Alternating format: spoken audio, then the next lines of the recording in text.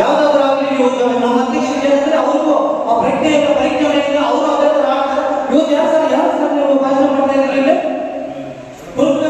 ಸಂಘದಿಂದ ಮುಖಂಡ ಯಾರಾದ್ರೂ 20 ಜನ ಕೂತಿರಲ್ಲ ಇಲ್ಲೋಗ್ಲೆ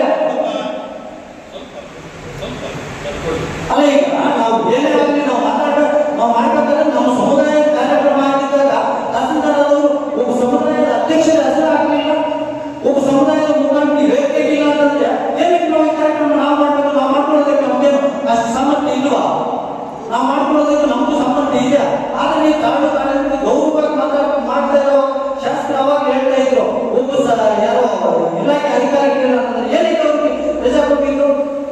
ಯಾಕಾಗಿ ನೀವು ಕ್ರಮ ಕೈಗೊಳ್ಕೊಂಡು ಬಂದಿದ್ದು? ಮೀಡಿಯಾದವರು ಯಾಕೆ ಕೇಳಿದ್ರೆ ಗೌರವ ಹೋಗಿದ್ದೀವಿ ಎಲ್ಲಿ ಬರೋದು ಅಂತ ಕೇಳ್ತಾರೆ. ಇವತ್ತು ಅಂದ್ರೆ ಬೆಳಿಗ್ಗೆ ಯಾವುದೋ ಒಂದು ಕೆಲವು ಇನ್ವಿಟೇಷನ್ಸ್ ಅಲ್ಲಿ ಇಲ್ಲಿಂದ ಕೊಟ್ಟಿದ್ದೀರಾ.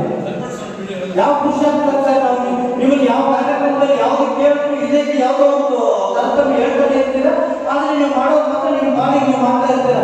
ಏನು ಸರ್ ಆಡಳಿತ ನಡೆಸ್ತೀರಾ ನೀವು? ಜನಕ್ಕೆಲ್ಲ ಹೊಲಿಸ್ಕೊಂಡು ಹೋಗೋದು ಬೇಡ. ನಮ್ಮ ಶಾಸಕರು ನೋಡಿದ್ರೆ ಪ್ರತಿ ಪ್ರೋಗ್ರಾಮ್ ಅಲ್ಲಿ ಯಾವ್ದಾದ್ರು ಅಚಾತುರಾದಾಗ ನೋಡಿ ಸರಿಪಡಿಸ್ಕೊಳ್ಳಿ ಕೇಳ್ತಾರೆ, ಮತ್ತೆ ಅವರು ಮಾತಾಡೋದಿಲ್ಲ. ನಾವು ಈ ಸಮುದಾಯದವರು ಮಾತಾಡಿ ಅವರು ಬೆಳಗ್ಗೆ ಮಾತಾಡ್ಬೇಕಾಗಿತ್ತು. ಸುಮ್ಮನೆ ಪ್ರೋಗ್ರಾಮ್ ಮುಗಿಯೋಷ್ಟರಲ್ಲಿ ನಾವು ಮಾತಾಡೋದು ಬೇಡ. ನಮ್ಮ ಸಮುದಾಯದ ಮುಖಂಡರು ಕರ್ಕಸ ಬಗ್ಗೆ ಹೇಳ್ತಾ ಇದ್ರು. ಅವರು ಏನಕ್ಕೆ ಅವ್ರು ಮಾತಾಡ್ತಾ ಇದ್ರು ನಮ್ಗೆ ಅದು ಅರ್ಥ ಆಗಲಿಲ್ಲ. ಜನ ಇಲ್ಲ ಅಂತಂದ್ರೆ ಅವ್ರು ಮಾತಾಡೋದು ಅಗತ್ಯ ಇರಲಿಲ್ಲ. ದಯವಿಟ್ಟು ಯಾಕಂದ್ರೆ ಈ ಕರ್ತವ್ಯವನ್ನು ಮಾಡಬೇಡಿ. ಇದೇ ಮಾಡಿದ್ರೆ ನಿಮ್ಗೂ ಸಹ ಅಧಿಕಾರಿಗಳಾಗಿ ನಿಮ್ಗೂ ಸಹ ಈ ಅಧಿಕಾರ ನಡೆಸೋದು ಭಾರಿ ಕಷ್ಟ ಆಗುತ್ತೆ. ಜನಗಳಿಗೆ ಪ್ರತಿಯೊಂದು ಕಾರ್ಯಕ್ರಮದಲ್ಲೂ ಒಂದು ಆಹಾರ ಆಗ್ತಾ ಇದ್ದಾರೆ.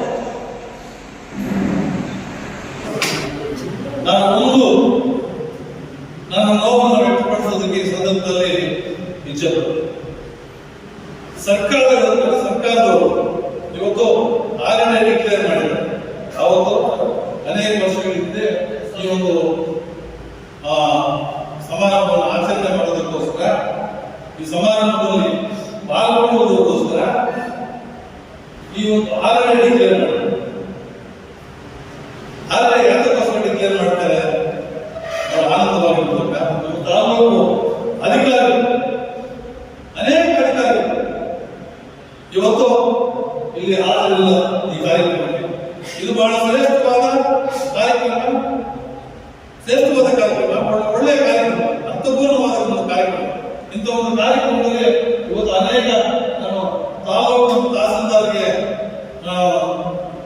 ಸೂಚಿಸ್ತೇನೆ, ಇವರು ದಯಮಾಡಿ ಇಮಿಡಿಯೇಟ್ ಆಗಿ ಜಿಲ್ಲಾಧಿಕಾರಿಗಳಿಗೆ ಮತ್ತು ಸಂಬಂಧಪಟ್ಟ ಅಧಿಕಾರಿಗಳಿಗೆ ಈ ಯಾರ್ಯಾರು ಅಬ್ಸೆಂಟ್ ಆಗಿದ್ದಾರೆ ಅವರ ಬಗ್ಗೆ ನೋಟಿಸ್ ಕೊಟ್ಟು ಯಾವ ರೀತಿ ನಿಮಗೆ ಪ್ರೊಸೀಜರ್ ಪ್ರಕಾರ ಒಂದು ಶಿಸ್ತಿನ ಕ್ರಮವನ್ನ ತೆಗೆದುಕೊಳ್ಳೋದಕ್ಕೆ ರೆಕಮೆಂಡ್ ಮಾಡಬೇಕು.